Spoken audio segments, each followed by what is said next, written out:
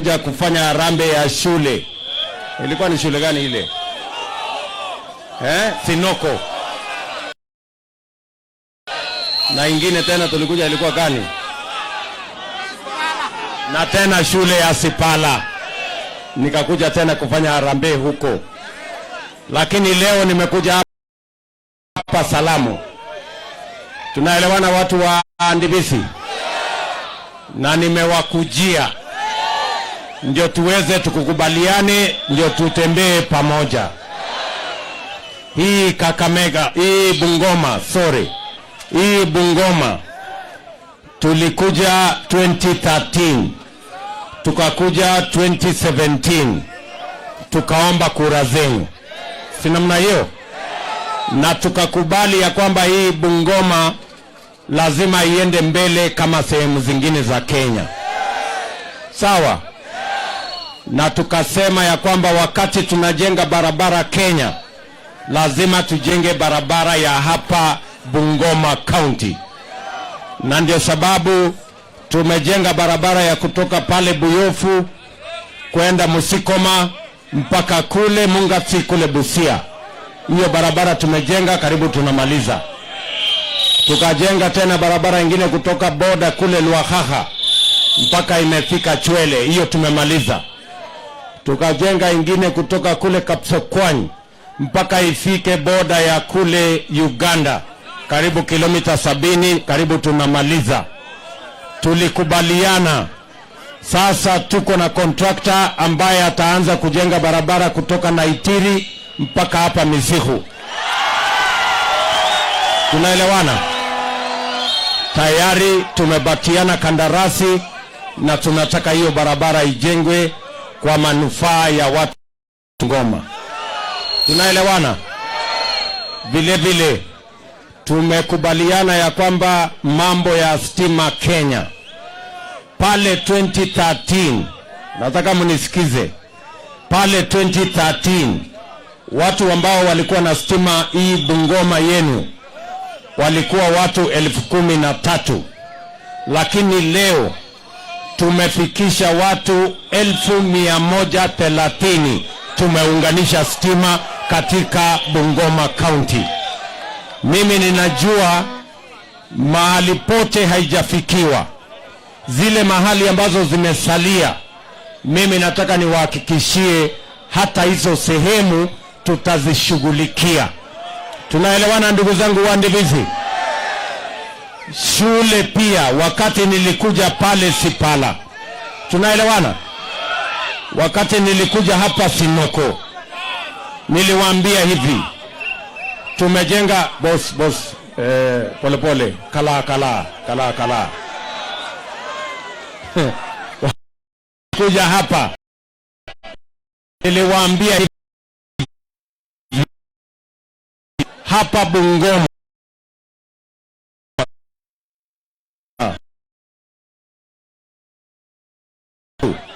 za teknolojia, na niliwaambia tunataka kuwajengea colleges 6 mpya.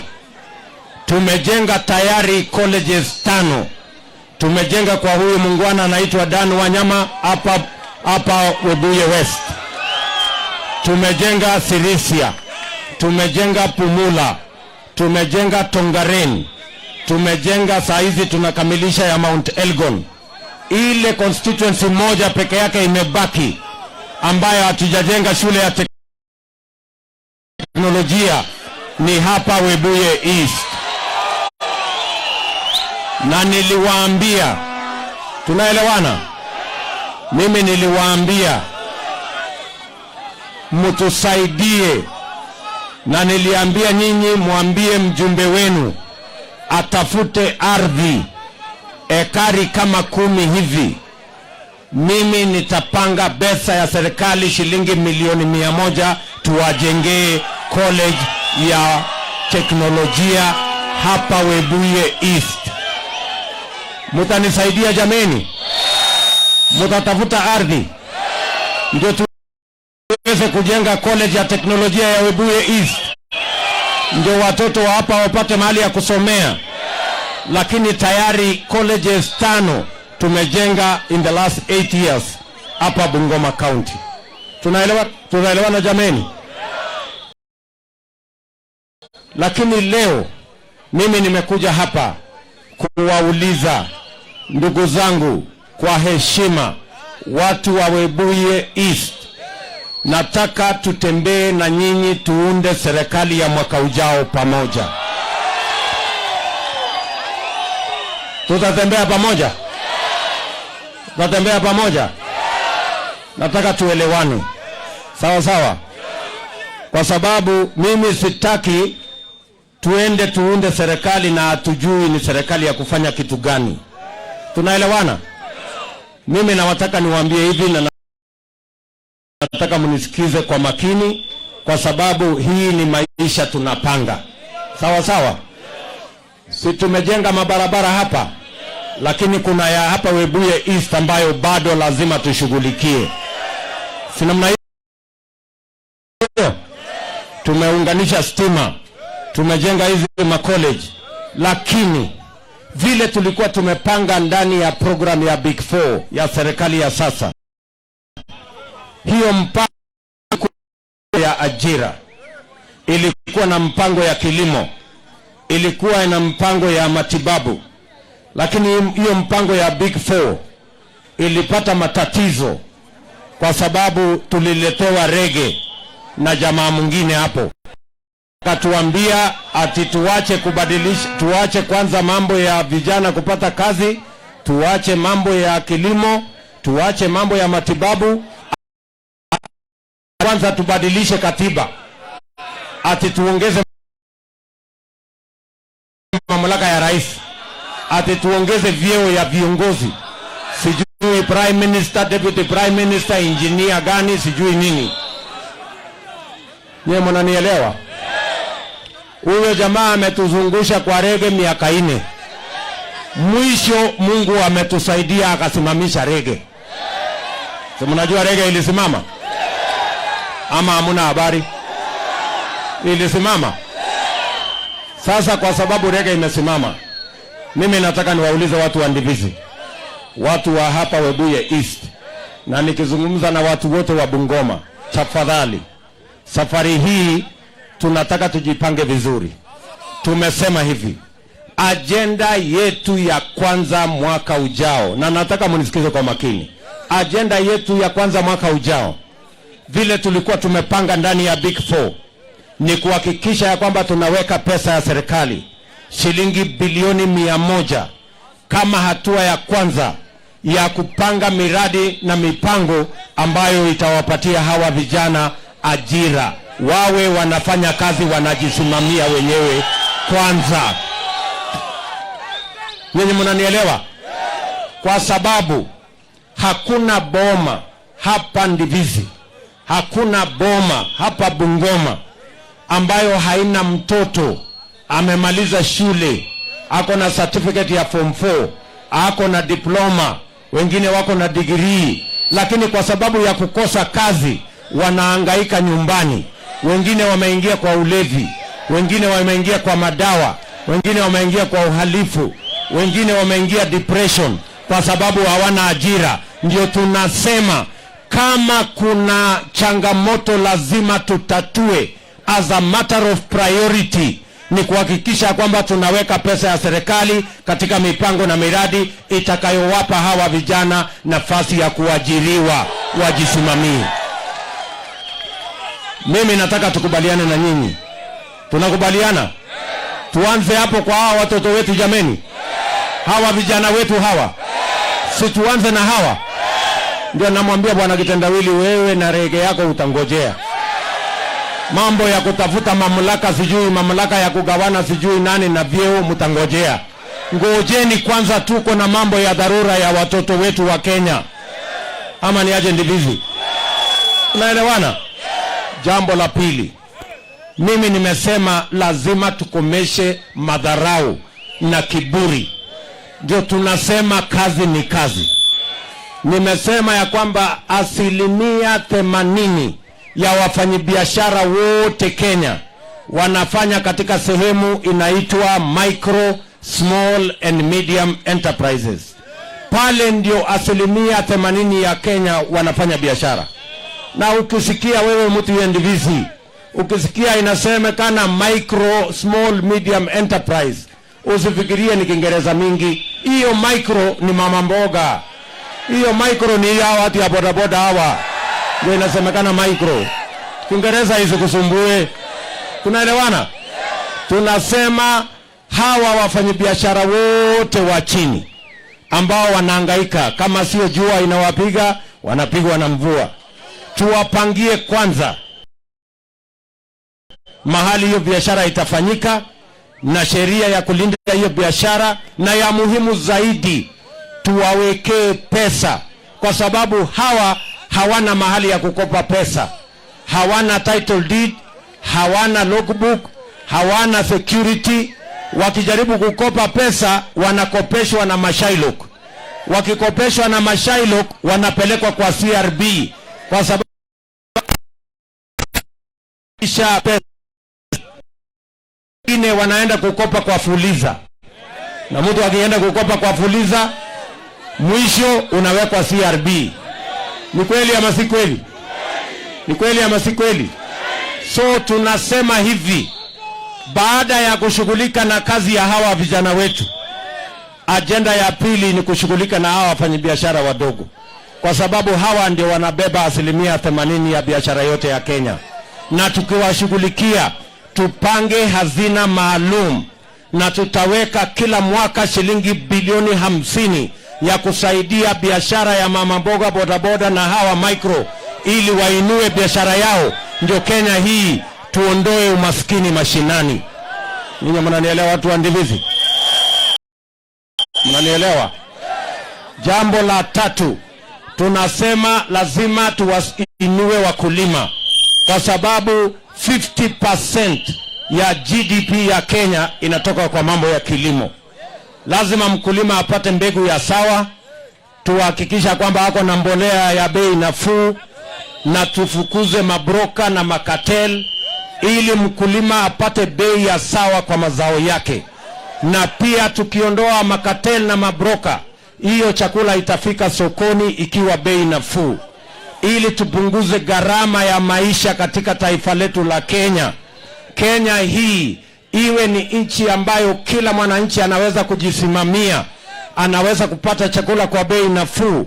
Na tukipunguza gharama ya maisha, tutaanza kuwa ni nchi ambayo inaweza kujisimamia, na tutawacha mambo ya serikali omba ya kukopa hapa na kukopa pale na kukopa China. Mpaka saa hizi tuko na matatizo ya madeni kwa sababu hatujapanga vizuri. Nyinyi watu wa Ndivisi tunakubaliana? Mnakubaliana ya kwamba tubadilishe uchumi? Kwanza tusaidie hawa watoto wetu vijana wapate ajira. Tusaidie kina mama na hawa watu wa bodaboda na wafanyabiashara wengine waendeshe biashara yao. Na tusaidie wakulima wainuke, ndio watuzalishie chakula ya kutosha. Ama mnasemaje? Ama nyinyi mnakubaliana na bwana Kitendawili ati tubadilishe katiba? Mnataka tubadilishe katiba? Nyinyi mnataka tubadilishe katiba? Mnataka tutengeneze vyeo ya viongozi? Mnataka tuongeze mamlaka sijui ya kina nani? Si kwanza jameni tuanze na hawa vijana kweli, tuwapatie nafasi ya ajira. Hawa watu wakuwe na utu bwana. Please. Ama namna gani?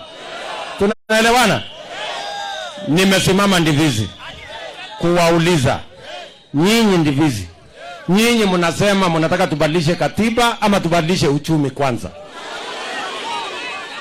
Si tubadilishe uchumi kwanza jameni? Wala wanasema tubadilishe uchumi kwanza, nione tubadilishe uchumi kwanza. Hey! Na tukibadilisha uchumi Ndivisi, mnataka tungoje ile natoka juu ama tuanze na hapa chini? So tuanze na hapa chini. Kwa hawa vijana wetu kwanza tuwapangie ajira. Na hawa wafanyabiashara wadogo tuwapatie pesa wainue biashara yao. Na hawa wakulima tuwatafutie mbegu na mbolea na tuwatafutie soko ya sawa. Ama ni aje Ndivisi? Kwa hivyo tunakubaliana tuanze hapa chini. Hapa kwa bottom ndio tuende up. Yaani bottom up. Mnakubali hiyo story ya bottom up? Hebu nione wala anasema bottom up, bottom.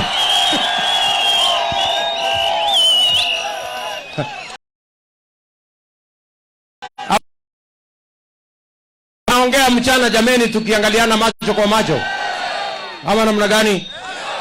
Kwa sababu sikizeni ndibizi, mara nyingi tunapiga kura bila ya kujua tunapiga kura kwa sababu gani. Mtu anakuja hapa kitendawili mtibi mtialala ria, mnapiga kura, mwisho amujui nimepiga kura kwa sababu gani. Sijui kama naona watu wa ndibizi. Ndio mimi najieleza, ndio muelewe, ndio tujue tunaunda serikali kwa sababu gani, ama namna gani jameni? Tumekubaliana? Waulie, tumekubaliana? Mmenielewa? Tutazembea pamoja. Sasa mimi nataka niwaulize, sawa sawa, sisi tumekubaliana tunaunda hii serikali pamoja na nyinyi? Sisi tumekubaliana na hii ya 2022, tunasema tutaunda serikali na tutaungana, ndio tuondoe kiburi na madharau, ama namna gani? Mimi nawauliza kwa unyenyekevu, ili tuweze kuunda serikali vile tulipanga ndani ya Jubilee, ngawaje hawa watu walikuja wakasambaratisha Jubilee, ili tuweze kuungana lazima tuungane pamoja. Waswahili wanasema umoja ni nini? Si umoja ni nguvu? Ndio tumepanga kina Dani Wanyama huyu, kina wa viongozi wa Bungoma hapa, kina Didimas wako hapa, huyu mheshimiwa Washali yuko hapa, huyu mheshimiwa Kapondi yuko hapa, Mwambu Mabonga yuko hapa. Hawa viongozi wote, sisi wote pamoja na wabunge wengine 155 tumekubaliana ya kwamba ili tutekeleze hii agenda ya bottom up, tuweke usawa Kenya, na ili tuondoe kiburi na madharau, lazima tuungane, ndio tuunde chama ya mahasla wote. Hii chama ya kazi ni kazi, hii mumebeba hii wheelbarrow ndio alama yake. Mimi nawauliza nyinyi watu wa hapa Ndibizi, mmekubali tuungane? Mnakubali tuungane? Kwa sababu umoja ni nguvu. Mnakubali tuungane? Chama moja ambaye itatupeleka sisi wote mbele. Tuzike ukabila, tukatae chuki, na tukatae kugawanyika. Tuunde serikali ambayo itapatia heshima kila mtu. Mama mboga apate heshima, mtu ya bodaboda apate heshima, na mtu ya mkulima apate heshima. Wangapi wanakubaliana tuungane? Tuungane. Kwa hivyo nikisema harambee, harambee. Unajua hii watu tunashindana na wao, wako na kiburi mingi ya wasikii. Nataka kuambiwa na sauti kubwa, harambee. Sasa umesikia? Harambee. UDA mnasema kazi ni kazi. UDA.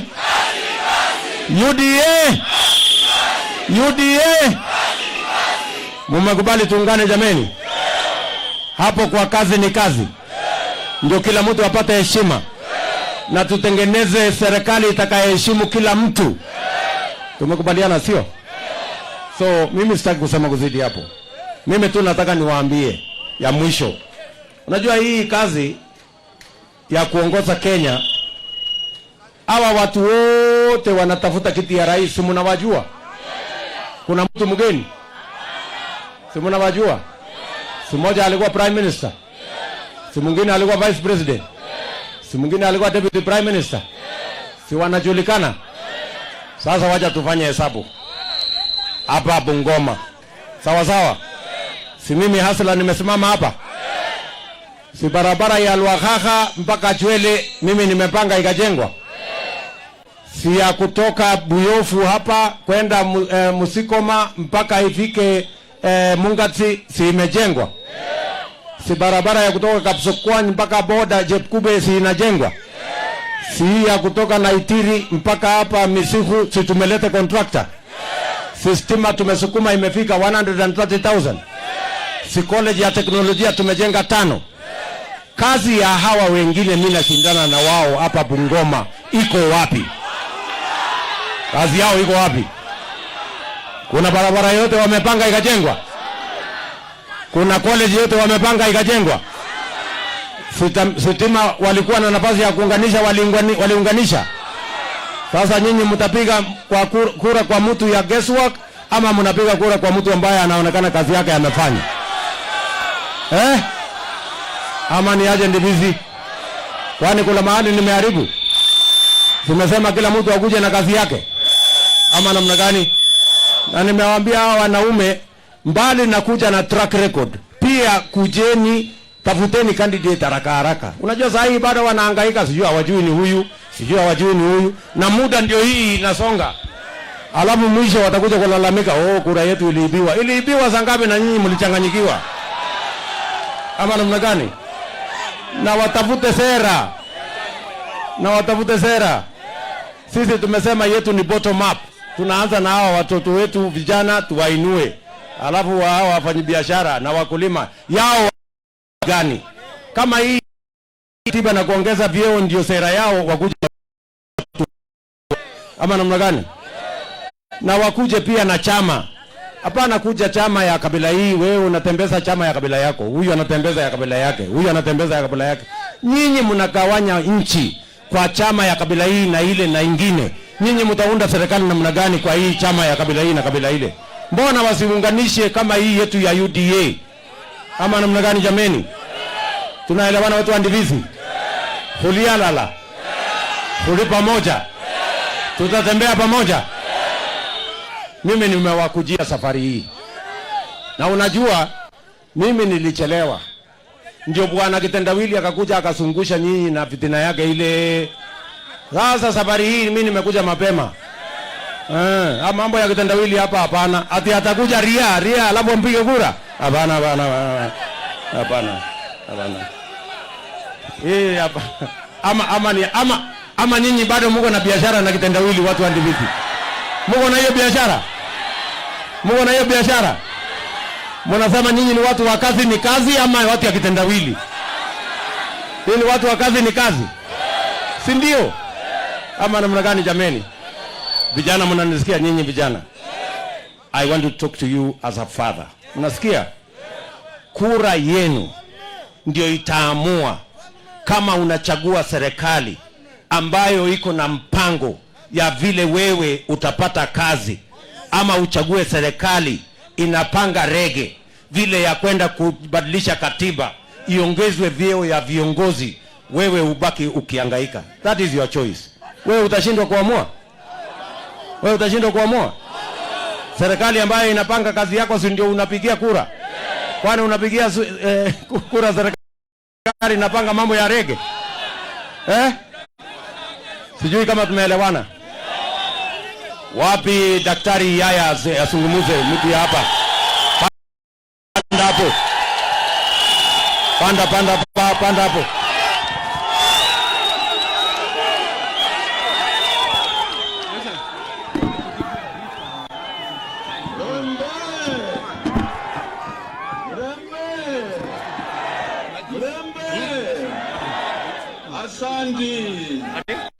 Asante.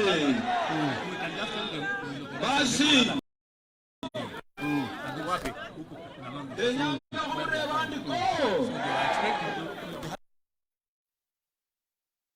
East. Munataka kuwa kwa opposition au munataka kuwa kwa serikali? Munataka kuwa opposition au munataka kuwa kwa serikali? Serikali iko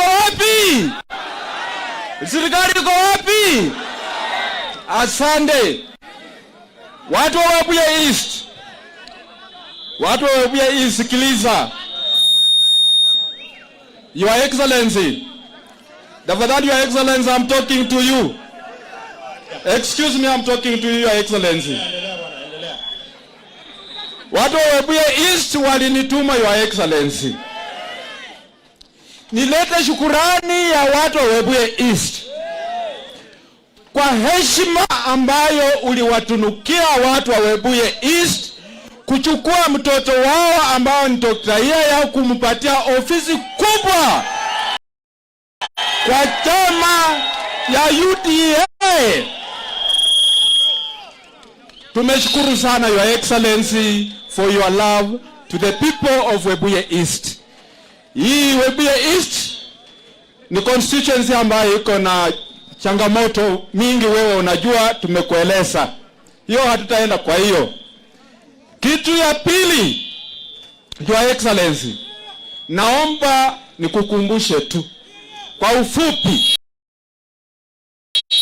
Boda boda mko hapa? Boda boda mko hapa? Women groups mko hapa? Your Excellency, ulikuwa na ahadi na hawa watu vile tulikuja kwako mwezi ya December last year. Na hiyo maneno ninakuachia wewe mwenyewe, ujue vile utafanya hayo maneno, kwa sababu watu wako hapa na wameteka masikio sana, wanataka kusikiliza Your Excellency. Mwisho, Your Excellency, Your Excellency, mwisho, tusitanganyane. Watu wa Webuye East survival yao ni miwa. Watu wa Webuye East ni wakulima wa miwa, na tuko na shida ya miwa za